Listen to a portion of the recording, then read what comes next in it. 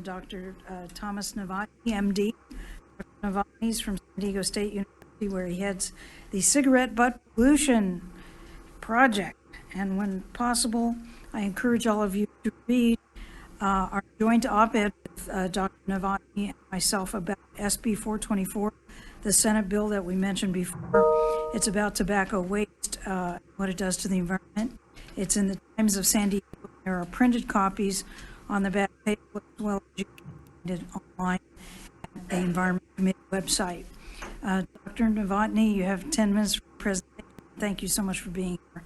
Thanks, Dr. Campbell, for inviting me, for taking the time today to listen a little bit about cigarette butt waste in the environment. I'm a physician, but I've been working in tobacco control for probably 30, 40 years since I took care of patients who were affected by tobacco use. And having had that experience, what is important to know is that there's many ways to go after this public health problem to reduce the use of tobacco, even if possible. And one of the things we just sort of recently tried to do is to join with the environmental community on this, because as you already heard, there are environmental concerns, especially about the electronic waste and the pods. But I'm going to tell you about the most common picked up item of trash in the world, and has been that way for the last at least 30 years, and what we can do about that, and what effects that it has on the environment, and what possible policy approaches to this might be effective. So California's done quite well on tobacco control. We're second only to Utah in terms of the lowest prevalence in the country, 11.3% of adults, but 17.3% of high school students are using e-cigarettes, and probably more than that. This is probably a dated number. We also had a reference to the healthcare costs, and I think that's always important to note, because there are many of the diseases that are very expensive to treat: chronic pulmonary lung disease, or chronic pulmonary disease, cancers of any kind, cardiovascular disease. And here in California, it's about $13 billion a year, at least in 2017. We are not there yet in terms of really handling this problem. There's still 17 billion cigarettes smoked here in California. Think about that. This is Ocean Conservancy data, and what we know is that these cigarettes end up on our beaches oftentimes, and on the beach cleanups, they're the single most picked up item, about a third of all the items, not by weight, but by count.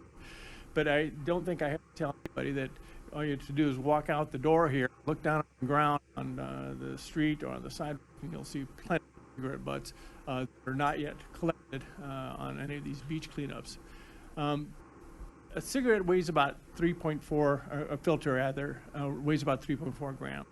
And so the filter usually ends up sticking in the environment. It's non-biodegradable plastic, cellulose acetate. And it, just in terms of the estimated weight of this is about 3 million kilograms here in California. So this doesn't include all of the other stuff: lights, matches, packages, e-cigarettes, cigars, or any other stuff that actually ends up in the environment as well. Well, we have plenty of evidence to show that e-cigarette waste is in the environment. This has been picked up by one of my colleagues in 5 Bay Area high school schoolyards. And what you can actually see here, which is kind of interesting, is the color green, which is menthol. And by the way, menthol is not excluded, or it is excluded rather, from the ban on flavors the FDA has portrayed. So, in terms of a flavor ban, well, that's in effect actually. And you can see here that most of the Juul that are dumped in the environment are actually menthol flavored. Well, what does cigarette butt waste do to the environment, if anything? Well, we know that we can identify heavy metals. Many products, you've heard about nicotine being a poisonous substance. This may contaminate the sediments in our aquatic biome. Certainly we've seen evidence that birds and pets and other animals may consume cigarette butt waste, even humans. Kids are indiscriminate eaters, and there have been a number of Poison Center reports on children consuming cigarette butts out of ashtrays for whatever reason, I don't know. They are found to be toxic to small organisms in the laboratory, and they are for sure one of the biggest nuisances on our beaches. Just this morning, I was driving here on Highway 5, and a car in front of me is someone smoking, sticking their hand out the window. There's no ashtray in the car anymore. And what are they going to do with it? It was flicked out into the laboratory. it doesn't do much good. There's a cost. It could be a clean cost, it could be just the loss of our pristine beaches, which is what we call loss of ecological services. And we've tried to actually quantify what some of the toxicity is. We did a study here that uses an EPA protocol to identify toxic hazardous waste products. It was a dilutional study of cigarette butts leached water, and we tested both salt and freshwater fish and found that 1 cigarette butt in a liter of water is the lethal dose 50. It sits there for about the time that the is produced is 96 hours. But what that says is that these are toxic hazardous waste products, each one of them, and should be prevented as a result of our concern for the environment. Well, what are the environmental impacts that might lead from this? Well, what we know is that they bioaccumulate in the food chain. And this is, again, laboratory-based studies that we've been doing to see whether or not this stuff can be, the nicotine and the ethylphenol and the other toxic substances can get into our food chain, and certainly they could. Do we have evidence of that on a wide-scale basis? No, but the potential is there. We've looked to see if these chemicals can be identified in the environment, and there's increasing evidence that they can be found in wastewater treatment effluents and subsequently into the aquatic body near those areas. Well, what's being done is awareness raising, public relations campaigns, social media. Butt waste cleanups are certainly one way of raising the attention to this problem. It's not too hard to see the sort of extent of this going on a cleanup campaign with Surfrider or other organizations here every month and collect over and over again millions of cigarette butts. We can ban outdoor smoking, and certainly that's been done at the state level. All of our local beaches do that. It's very difficult to enforce. The lifeguards have a lot of other jobs to do, and so it's not something that is easily enforced, although more and more people can self-enforce this if they speak up. Anti-litter laws, we actually have a law in the state that would have a $1,000 fine for cigarette butt waste. This is, again, very rarely enforced, at least for cigarette litter. And there are litter fees that have been implemented in San Francisco based on the estimated cost of $2 million a year of butt waste cleanup in that city. They put a litter fee onto a pack of cigarettes of 22 cents. It is raised to 75 cents. We kind of had another chance to look at the data. We did a butt waste cleanup on campus. I did this every year, 5 years on and around Earth Day. And I always like to ask, well, how many butts do you think we picked up in the 1 square mile campus of SDSU in an hour with 50 students? Anybody know? 20,000. 1 hour, 1 square mile. And it's over and over and over again. And this is the same kind of evidence that we find on beaches. So what can be done? Well, what has to be done is that the cost of this to be internalized. This is a negative economic externality borne by taxpayers, borne by the citizens, a public nuisance that is part of that. What we can try to do is shift the economic burden away from government and taxpayers. We can also provide incentives to change the design of products that can minimize environmental harms. And what I'm talking about there is removing the filter from the tobacco product market. That is banning the sale of filtered cigarettes, as is described in SB 424 at the state level. This can be done at the local level and at the state level, and it's expressly permitted within the FDA legislation that was passed in 2010. So it is up to locals and states to be able to take this on if they want to. Again, the filter is plastic. It's a single-use plastic, and we've gone a long way in trying to ban those things, whether it's styrofoam or straws or whatever, but there's a lot more cigarette butts than any of the other plastics in the environment. Biodegradable filters are not marketable. They would only encourage people to flick their butts even more, and they're not a very recyclable item because, who wants to handle toxic hazardous waste as a recycling product? So some may say, well, aren't the filters protecting you? No. The filter has not been associated with any reduction in harm over the years that has been implemented. The National Cancer Institute and the Surgeon General have all stated that these products have not protected people's health. They are, in fact, a marketing tool that is the most effective marketing tool that the tobacco industry has had. encourage people to start smoking. They sort of reassure you into thinking you're doing something so that you don't quit. And they make smoking more palatable. So what can we do? Well, banning sale of filters plus other kinds of tobacco control policies can help. One thing I just want to point out is that the Water Quality Control Plan, that is the Clean Water Act, with its trash amendment, now asks that communities prevent anything from more than 5 millimeters ending up in the storm drains. And that's by the year 2030. So cigarette butts are 5 millimeters. And so if one wants to do this in a serious way, providing that kind of protection by banning the sale of filter cigarettes will help. I'll close by saying that tobacco product waste is toxic to biodegradable waste and should be better regulated, that local action is critically important, and banning the sale of filter cigarettes might work. So I want to thank some of the partners, such as Surfrider, Stewardship Action Council, for Non-Smoker Rights, Public Health Institute, Public Law Institute, and many other environmental groups about this. That is not a staged picture, by the way. That actually was taken in St. Petersburg, Florida, with a black rail feeding its chick a cigarette butt. Anyway, thank you for your attention. Be happy to answer questions. Thank you. Black humor, thank Thank you. you. All Fact right, checking. now we have time for public comment. We have 3 speakers in favor. If you'll please come over on the side for the speakers. You'll each have 1 minute. We have Alexander Farron, Patrick McDonough, and Kathleen. Thank you. Good afternoon, Environmental Committee. Chairman Campbell, this is a really, really cool room. I'm usually in rooms where people aren't as like-minded, so this is great. Dr. Devnani's presentation kind of said everything I would normally say. So I'm a writer. My name's Alexander Farron. I'm current vice chair.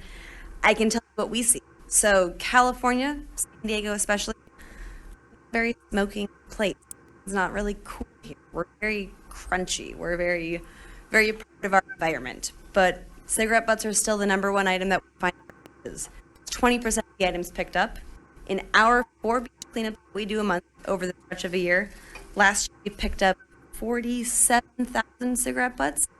And these are volunteers who are just coming out for maybe an hour. It's not a ton of time, so it's a huge problem. We've had initiatives, hold on to your butt. We installed butt cans for people to be able to take care of their cigarette butts properly. That didn't work. Oh, Thank you. I'm so is it a minute too? Is 1. Oh, so, okay. Well, sorry. thank you. Okay, thank you. Okay, next we have Patrick McDonough. Hello, Patrick McDonough with Diego Koski, coordinated with Surfrider. We largely work on those cleanups. I'll also note that despite laws banning smoking in various areas like city-managed beaches instead of the state beaches, we've noticed no difference in how many cigarette butts are picked up in one versus the other, and a recent UCSD study confirmed that. So, as Dr. Novotny mentioned, there's a lot of efforts going on as far as various bans and public awareness campaigns. We've just found that they're not effective. But cigarette butts are still by far the #1 piece of litter that's picked up in beach cleanups. And I also want to emphasize that that's just the beaches in San Diego where these things are banned. Inland, as you noticed, probably everyone's noticed, people flick these things out of windows, they end up in the environment, and they're extremely toxic. I guess since I only have 1 minute, I'll just discuss it's not just the quantity as well, it's the toxic nature of that resource.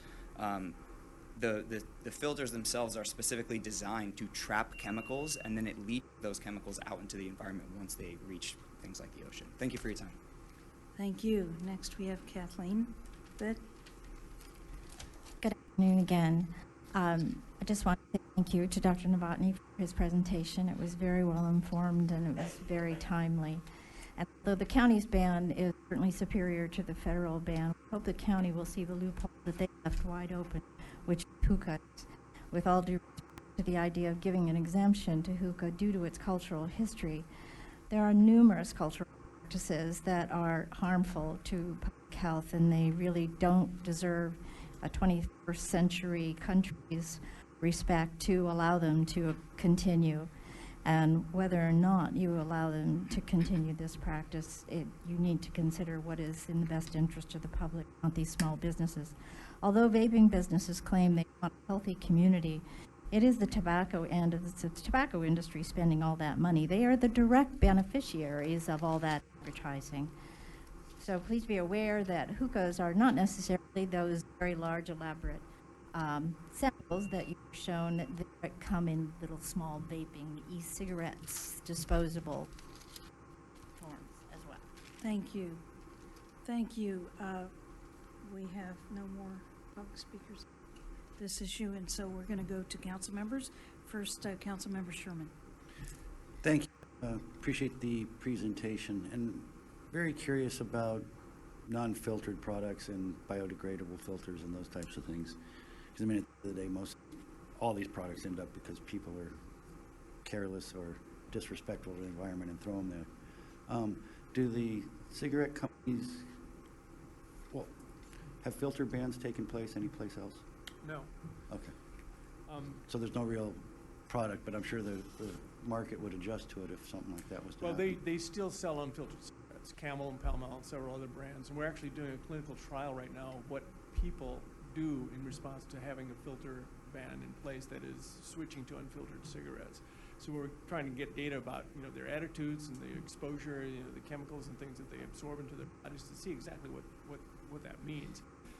One of the main things we found so far is that they find smoking unpalatable, which is my objective, as you can probably guess.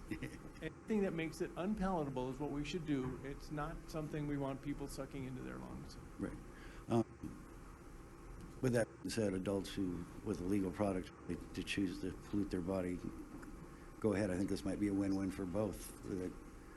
Those who choose to do that, not that I'm condoning it, but those who do would be able to continue, and we would probably be able to curtail some of the filters, because I mean, the filters is always the problem. Whenever you're at the Single-use beach, plastic. or I'm in the ocean, or I'm doing those types of things, you see the filter, you don't see the product around.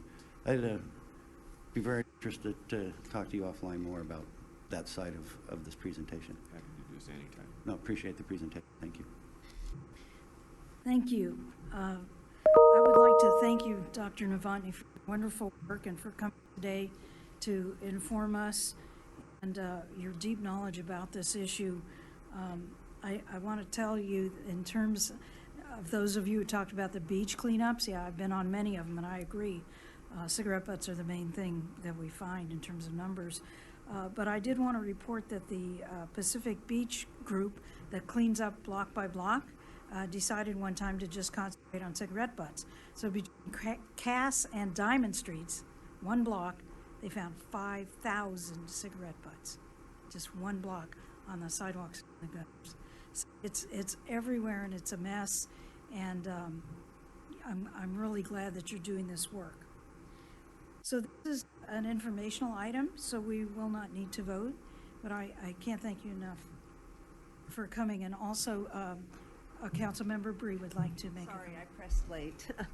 I just wanted to thank you for the presentation. I've also done many beach cleanups, and I've been astounded at the number of cigarette butts. And on two levels. Number one, it's sad that so many people are still smoking, and I didn't realize till I heard Supervisor Fletcher and Dr. Campbell talk about how addictive it is. My mother smoked, so I never did, and it hurt her health a lot. And then the environmental impact is devastating. So it's clear we need to do something. The current situation is not working and not healthy. Thank you. We will be watching SB 424 very closely. If that doesn't get anywhere, we very well If I may could just consider- add something on that. Please. Campbell, is SB 424 it has a loophole for Juul, and it shouldn't. And that's one thing that I hope in some discussions that they'll be able to correct that, because Juul is. Good work on them. Yeah. Thank you so much. Okay, thank you so much. We're going to now move on to our discussion items. Item 1 is to authorize an agreement with Allied Waste Systems Incorporated, doing business as Republic Services of San Diego, for trash